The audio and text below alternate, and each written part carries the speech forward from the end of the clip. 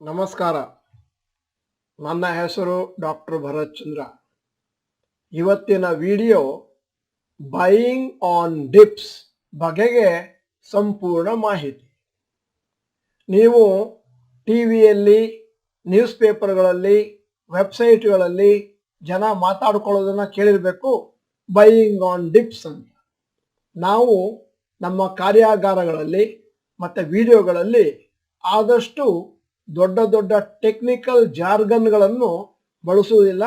ಯಾಕಂತಂದರೆ ನಮ್ಮ ವಿಡಿಯೋವನ್ನು ಷೇರು ಮಾರುಕಟ್ಟೆ ಬಗೆಗೆ ಏನೂ ಗೊತ್ತಿಲ್ಲದವರು ನೋಡ್ತಾರೆ, ಎಲ್ಲವನ್ನೂ ಗೊತ್ತಿದ್ದವರು ಕೂಡ ನೋಡ್ತಾರೆ. ಬೈಯಿಂಗ್ ಆನ್ ಡಿಪ್ಸ್ ಅಂತಂದರೆ ಮಾರುಕಟ್ಟೆ ಕೆಳಗಡೆ ಬಿದ್ದಾಗ ಒಂದಷ್ಟು ಷೇರುಗಳನ್ನು ತೆಗೆದುಕೊಳ್ಳುವುದು. ನಾವು ಹಿಂದಿನ ಕಾಲದಿಂದಲೂ ಒಂದು ಟೆಕ್ನಿಕ್ ಬಗ್ಗೆ ಮಾತಾಡ್ತಾ ಬರ್ತಾ ಇದ್ದೇವೆ. ಅದರ ಹೆಸರು ಏನು ಅಂತಂದರೆ ಕಾಂಟ್ರೇರಿಯನ್ ಟೆಕ್ನಿಕ್.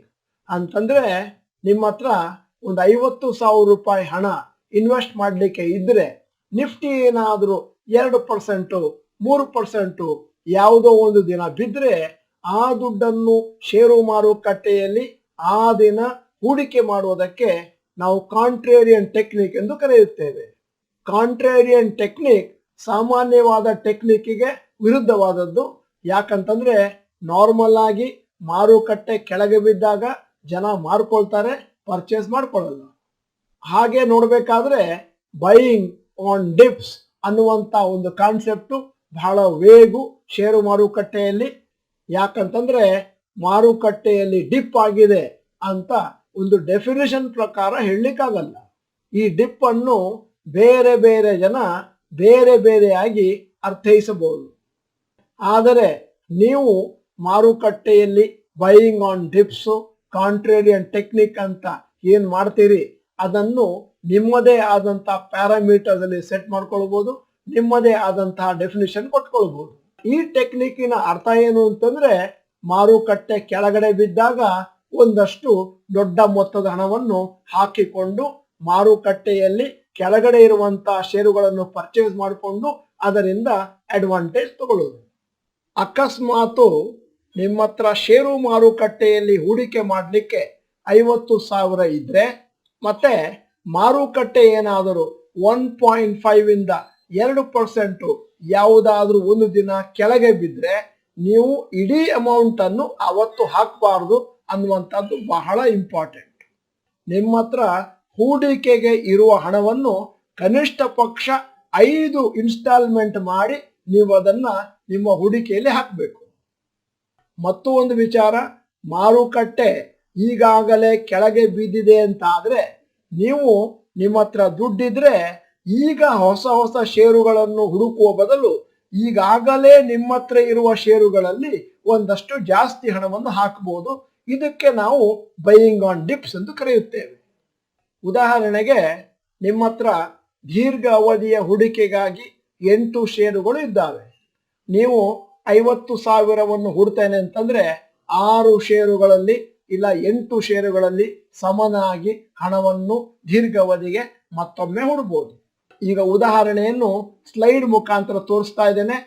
ಸ್ಟಾಕ್ ಎ ನಲ್ಲಿ ನಿಮ್ಮ ಹತ್ರ ಆಗಲೇ 50,000 ರೂಪಾಯಿ ಇದೆ. ಮಾರುಕಟ್ಟೆ ಡಿಪ್ ಆದಾಗ ಮತ್ತೆ 8,000ವನ್ನು ಹೂಡಬಹುದು.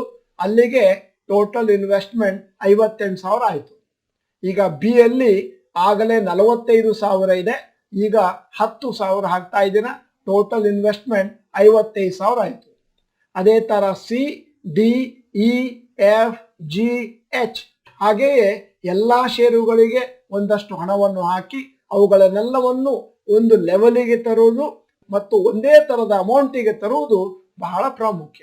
ನೀವು ಬೈಯಿಂಗ್ ಆನ್ ಡಿಪ್ಸ್ ಮಾಡಿದಾಗ ಅಂದ್ರೆ ಮಾರುಕಟ್ಟೆ ಕೆಳಗೆ ಬಿದ್ದಾಗ ನಿಮ್ಮ ಆವರೇಜ್ ಕಾಸ್ಟ್ ಆಫ್ ದ ಷೇರುಗಳನ್ನು ಕಮ್ಮಿ ಮಾಡ್ತಾ ಇದ್ದೀರಿ. ಒಮ್ಮೆ ನೀವು ಬೈಯಿಂಗ್ ಆನ್ ಡಿಪ್ಸ್ ಮಾಡಿ ಒಂದಷ್ಟು ಜಾಸ್ತಿ ಹಣವನ್ನು ಎಲ್ಲಾ ಷೇರುಗಳಲ್ಲಿ ಹಾಕ್ತೀನಿ ಅಂತಂದ್ರೆ ಮುಂದಿನ ದಿನಗಳಲ್ಲಿ ರ್ಯಾಲಿ ಬಂದಾಗ ಈ ಷೇರುಗಳು ಮೇಲಕ್ಕೆ ಹೋದಾಗ ನಿಮಗೆ ಲಾಭವನ್ನು ಕೊಡ್ತವೆ.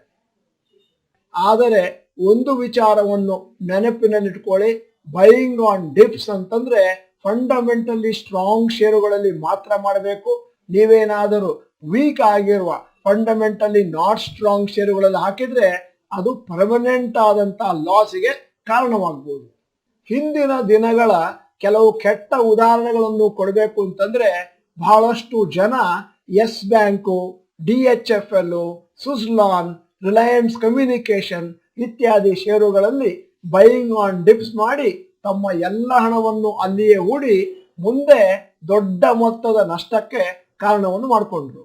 ಆದ್ದರಿಂದ ಬೈಯಿಂಗ್ ಆನ್ ಡಿಪ್ಸ್ ನೀವು ಯಾವ ಷೇರುಗಳಲ್ಲಿ ಮಾಡ್ತಾ ಇದ್ದೀರಿ ಅದರ ಮೇಲೆ ನಿಮ್ಮ ಭವಿಷ್ಯದ ಲಾಭ ಮತ್ತು ನಷ್ಟ ನಿರ್ಭರವಾಗಿದೆ. ಯಾವುದೇ ಷೇರಿನಲ್ಲಿ ಬೈಯಿಂಗ್ ಆನ್ ಡಿಪ್ಸ್ ನೀವು ಮಾಡ್ತಾ ಇದ್ರೆ ಅದಕ್ಕೆ ಒಳ್ಳೆಯ ಕಾರಣ ಇರಬೇಕು. ಆ ಷೇರನ್ನು ನೀವು ಫಂಡಮೆಂಟಲ್ ಅನಾಲಿಸಿಸ್ ಮಾಡಿ ಇದು ಯೋಗ್ಯ ಅಂತ ಹೇಳಿದ ಮೇಲೆ ಹಣವನ್ನು ಹಾಕಬೇಕು. ನಾವು ನೋಡಿದ ಹಾಗೆ ಬಹಳ ಜನ ಷೇರುಗಳಲ್ಲಿ ಹಣವನ್ನು ತೊಡಗಿಸುವುದು ನಮ್ಮ ಸ್ನೇಹಿತರು ಹಾಕಿದ್ದಾರೆ, ನಮ್ಮ ಪಕ್ಕದ ಮನೆಯವರು ಹಾಕಿದ್ದಾರೆ, ಬ್ರೋಕರ್ ಫೋನ್ ಮಾಡಿ ಹೇಳಿದ್ರು ಇತ್ಯಾದಿ ಕಾರಣಗಳಿಂದ ಫಂಡಮೆಂಟಲ್ ಅನಾಲಿಸಿಸ್ ಮೂಲಕವಾಗಿ ಅಲ್ಲ. ಈ ಕಾರಣಗಳಿಂದಾಗಿ ಯಾರು ಷೇರುಗಳನ್ನು ಕೊಳ್ತಾರೋ ಅವರು ಮುಂದೆ ಆ ಷೇರುಗಳು ಮತ್ತಷ್ಟು ಕೆಳಗೆ ಹೋದಾಗ ಅದನ್ನ ಸೇಲ್ ಮಾಡಬೇಕೋ ಬೈ ಮಾಡಬೇಕೋ ಇನ್ನೊಂದಷ್ಟು ಪರ್ಚೇಸ್ ಮಾಡಬೇಕು ಎನ್ನುವ ಗೊಂದಲವನ್ನು ನಿವಾರಿಸಲಿಕ್ಕಾಗದೆ ಭಯಂಕರವಾದ ಲಾಸ್ಗೆ ಹೋಗ್ತಾರೆ.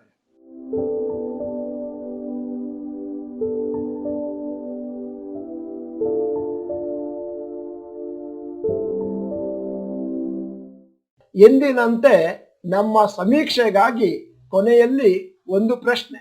ನೀವು ಬಿಸ್ನೆಸ್ ಟಿವಿಯನ್ನು ಇನ್ಫಾರ್ಮೇಶನ್ಗೋಸ್ಕರ, ಷೇರು ಮಾರುಕಟ್ಟೆಯ ಮಾಹಿತಿಗೋಸ್ಕರ ನೋಡ್ತೀರಾ? ನೋಡ್ತೇನೆ ಯಾವಾಗ್ಲೂ ಅಂತಂದ್ರೆ ಎ ಅಂತ ಟೈಪ್ ಮಾಡಿ, ಯಾವಾಗ್ಲಾದ್ರೂ ಒಂದೊಂದ್ಸತಿ ನೋಡ್ತೀನಿ ಅಂತಂದ್ರೆ ಬಿ ಅಂತ ಟೈಪ್ ಮಾಡಿ, ನೋಡೋದೇ ಇಲ್ಲ ಅಂತಂದ್ರೆ ಸಿ ಅಂತ ಟೈಪ್ ಮಾಡಿ. ನೀವು ಡಾಕ್ಟರ್ ಭರತ್ ಚಂದ್ರ ಚಾನೆಲ್ ಮೆಂಬರ್ ಅಲ್ಲದಿದ್ರೆ ಇದೀಗ ಸಮಯ ಸಬ್ಸ್ಕ್ರಿಪ್ಷನ್ ಬಟನ್, ಬೆಲ್ ಐಕಾನ್ ಒತ್ತಿ, ಆಮೇಲೆ ವಿಡಿಯೋ ಚೆನ್ನಾಗಿದ್ರೆ ಲೈಕ್ ಬಟನ್ ಒತ್ತುವುದನ್ನು ಮರಿಬೇಡಿ. ಮತ್ತೆ ವಿಡಿಯೋನ ಎಲ್ಲರಿಗೂ ಫಾರ್ವರ್ಡ್ ಮಾಡಿ. ಈ ವಿಡಿಯೋನ ಸಂಪೂರ್ಣವಾಗಿ ನೋಡಿದ್ದಕ್ಕೆ ಧನ್ಯವಾದಗಳು. ನಮಸ್ಕಾರ.